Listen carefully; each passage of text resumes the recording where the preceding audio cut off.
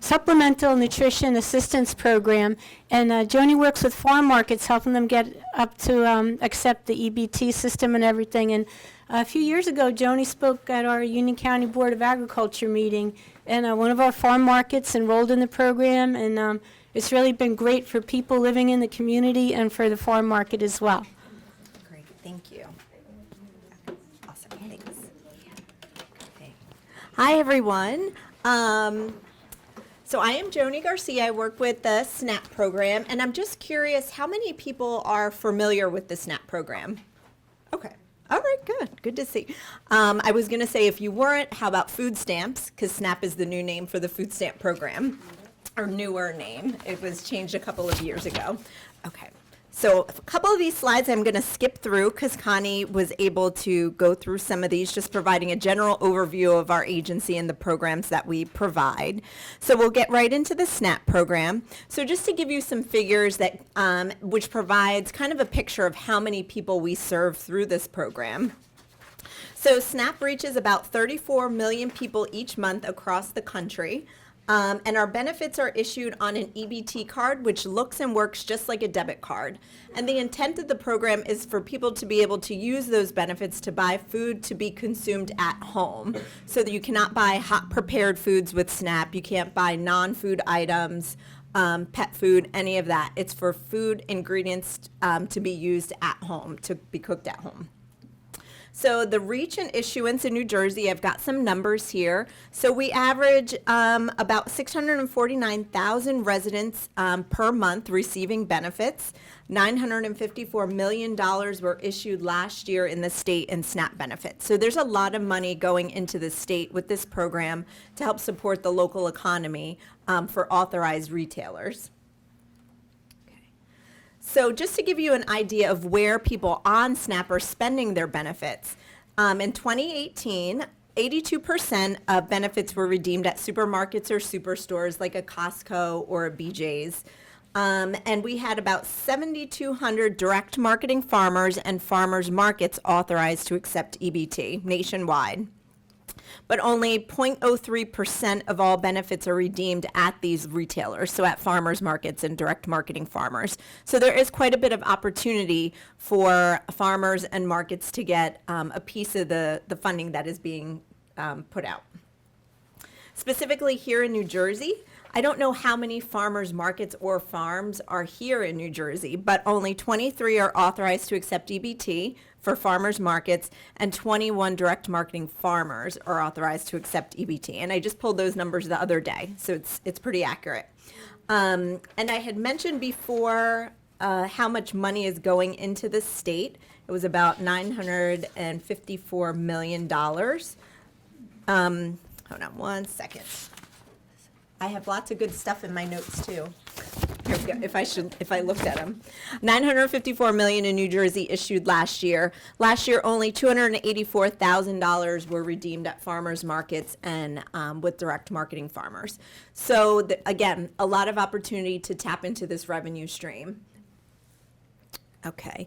Now this slide I just wanted to show, this is the highest issuance counties for SNAP in New Jersey. And the reason I think it's important to show it is just that if you are getting authorized, these are, and you're living up here in North Jersey, or even, I guess there's some in South Jersey, we have Camden on here too. These are gonna be places where more people are receiving EBT, and that means you're gonna have a larger percentage of the benefits that are issued in these areas.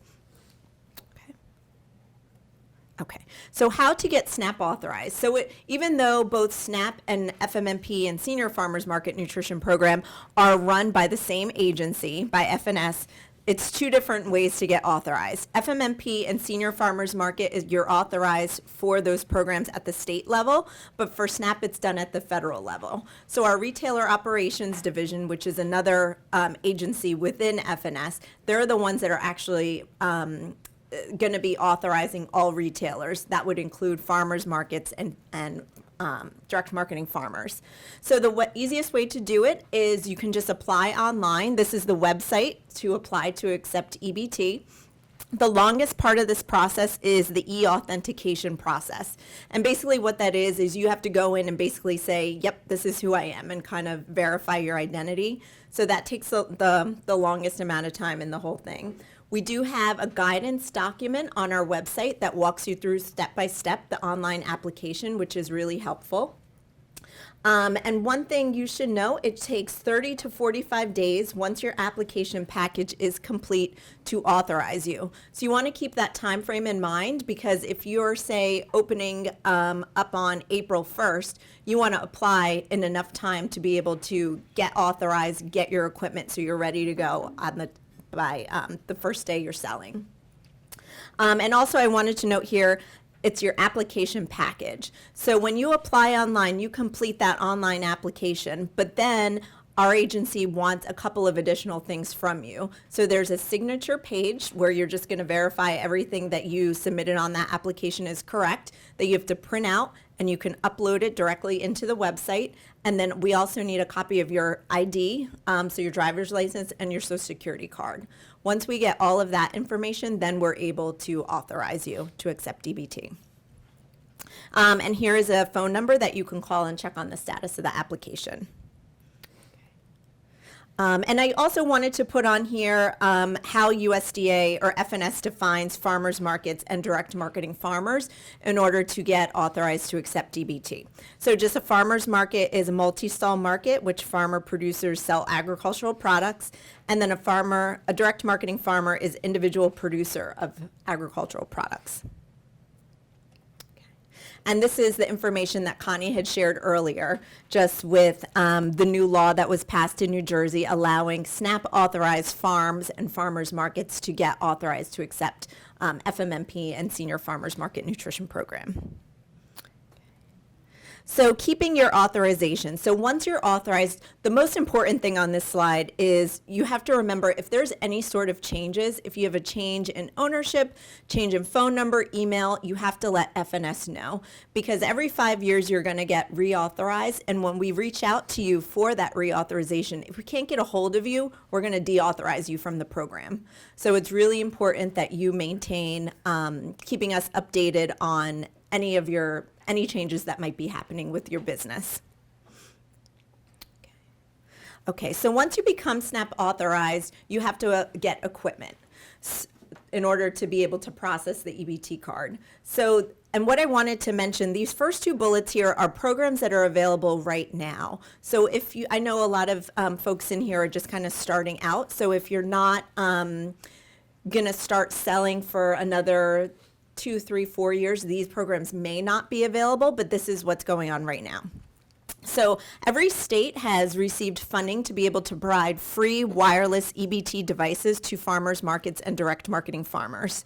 So you can get a free standalone EBT only device to accept EBT, and you would get that through the state SNAP agency. There is another option here. It's called Market Link. So this is a program that we have provided funding for starting just this year. That is, it's an app on your phone, so you could use it on your phone or your iPad. You download the app, and it comes with a reader, kind of like Square, where, and it's free for the first year, and then there are some fees in subsequent years after that. But you can get more information on the program from their website right here. And I actually don't have any handouts yet. It's that new. We don't really have materials yet. The other options are you can always purchase or rent EBT equipment. You can always call your bank. Sometimes they offer really good rates since you're already banking with them on EBT equipment. And something else to note, that because sometimes we know that farmers markets and farm stands may be in locations where you can't get a signal or something for some of the wireless, you can operate an EBT, you can use what's called a manual voucher. And so with that, you do need a phone to be able to call in. You call into the EBT vendor, say, I have this person here, here's the number. They'll put a hold on that card, and when you go back and you've got service back at your EBT device, you can run the number and charge the card. So that is an option. Okay, and this is a really nice slide that both Connie and I use a lot that just kind of shows some of the differences between the Farmers Market Nutrition Program and Senior Farmers Market Nutrition Program and SNAP. Being authorized for both programs is really beneficial because they really do complement each other. What people cannot buy with FMMP or senior farmers market vouchers, they can buy with SNAP. And it's typically the similar audience that's participating in both programs. So it would be beneficial to participate in both. And this slide, I'm just talking about, what would be really nice is if farmers markets and direct marketing farmers got authorized to accept EBT and people just automatically went ahead and shopped there, but that's not necessarily the case. This is, for many SNAP clients, a new way for them to be shopping. And so you kind of have to do some work to get the clients there. So there's quite a few different ideas on here. One thing that I did want to point out is to use what we have, a SNAP nutrition education program. They're in a really unique position because the SNAP Ed program works not only with the SNAP clients, where they're teaching them how to cook, prepare, store the food that you are selling at your location, but also they can work with the farmers and farmers markets to help spread the word and advertise that you guys are authorized to accept EBT, and do a little bit of marketing for you. Okay.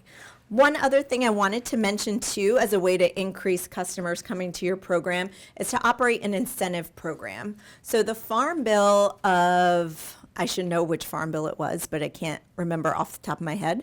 It authorized, it provided funding for the FINI program, Food Insecurity Nutrition Incentive Program. And what that basically is an incentive program. So if you are have funding from FINI, if you can, if somebody spends $5 in SNAP benefits, they get an extra $2 to spend at your market that day or another day. So these programs really help increase purchasing power for our clients and bring them to the market. And this is just about shopping patterns of SNAP participants. One thing to note here was those receiving support from other nutrition assistance programs like WIC or the Farmers Market Nutrition Program are 1.4 times more likely to shop at a farmer's market. And participants who knew that farmers markets offered an incentive were 40 times more likely to shop at the market. So just a couple of things to point out there. So it is a win-win situation, provide access to healthy food and improve nutrition in your community.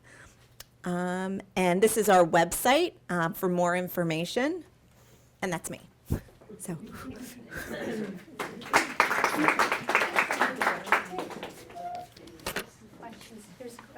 Okay. We'll check you need to read the questions on the other Okay. location. Oh, okay. Oh. All right. Okay, so the question is getting customers to the market, or the myth slide. Okay, so what this basically meant, oops, I'm going to go backwards here. Okay, yeah, busting barriers or myths. I think that's the slide I'm. I'm just going to put that over there in case anybody comes in. Okay, thank you. So what this basically just means is a lot of people have preconceived notions about farmers markets, saying that it's only for people that have a lot of money, or it's only for certain clienteles, or everything's more expensive there. So what this basically shows is letting people know that you can break some of these barriers and bust some of the myths that are out there by using price comparisons, showing that the food that you're selling is not necessarily more expensive than what's at the grocery store. Also doing cooking demos or recipes so they can see, what you're selling, and also providing transportation for some limited resource clients. So hopefully that's helpful. Okay. Okay. Next question. Could the USDA Summer Food Service Program work directly with local farmers to provide food to children and youth during peak production season? How can we make this happen? So, do you know more about Summer Food Service? I mean, I know we work with them a lot. I spent a couple years over in the special nutrition program. So the Summer Food Service Program provides meals to children because, as we know, when school lets out, hunger doesn't go away. They're prepared meals at congregate, God bless you, congregate meal settings. Usually you see them at parks and recs and maybe in the schools themselves. So they are actually using USDA commodities, but God, I'm going to sound bureaucratic. Different program, different funding, but let me assure you, it is USDA commodities and fresh fruits and vegetables. But it's not, it's a separate, I don't know how to, I'm stuck on it. It is using our commodities and our fruits and vegetables, but it's at a purchasing power done there's 2 other sister agencies with USDA. There's Agricultural Marketing Service, and out in Kansas City, there's FSA, Farm Service Agency, purchasing and vehicles to provide the commodities, and they're, might be 50-pound bags, larger size commodities for the meals themselves. Thank you. Okay, next question. Is there education to SNAP users to purchase plants and herbs? So when somebody applies and starts receiving SNAP benefits, they do get information that tells them the authorized foods and plants. Food-bearing plants and herbs are eligible to be purchased with EBT benefits. The SNAP Nutrition Education Program that I mentioned earlier also emphasizes their ability to be able to purchase these foods with those benefits. The second part says, can you take EBT on an online website? So right now, there's actually a pilot going on in a handful of states to be able to purchase, to use EBT cards online. And there's only a few retailers that are doing it. Amazon is one of them, and I feel like somebody else is too. But this pilot program is actually going to be coming to New Jersey. I don't know if it's this year or next year. And I know ShopRite is going to be participating. So, and then what is the average SNAP benefit for a family of 4? And this is something I should know, and I don't know it off the top of my head, but I can definitely look into it and provide that information. Okay, anything else? Okay. Okay, thank you. Thank you. Okay. Thank you, Joni and Connie. Okay, and we'll call our next speaker up.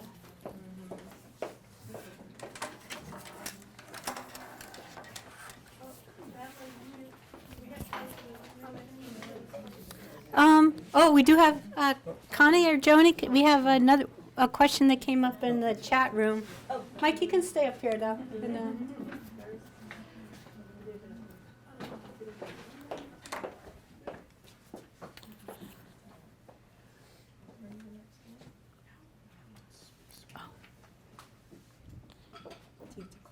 Let's see, Andrew, can SNAP users purchase? I can go over like here. Yeah. Nope. Nope, it won't let us. Can we have some help, Andrew? We're going to answer the chat room question.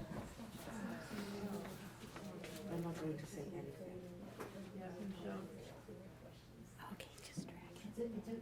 Yeah, I try to get it off to the side so you can see it come in but without Okay, taking over the whole thing. So I'm gonna move over there a little bit. okay. So the question is, can SNAP users purchase wholesome blended flours? I'm assuming this is like a flour blend, like flour like you make a cake. And the flour purchase like that would be an eligible food item for SNAP. So hopefully that helps. Okay, thank you, Joni. Okay, our next speaker is Michael Brown, and he's with Pitstone Farm in South Brunswick. And Michael farms on 1/3 of an acre, and he specializes in small fruit, and he's been profitable since his first year, growing things like jostaberry, aronia,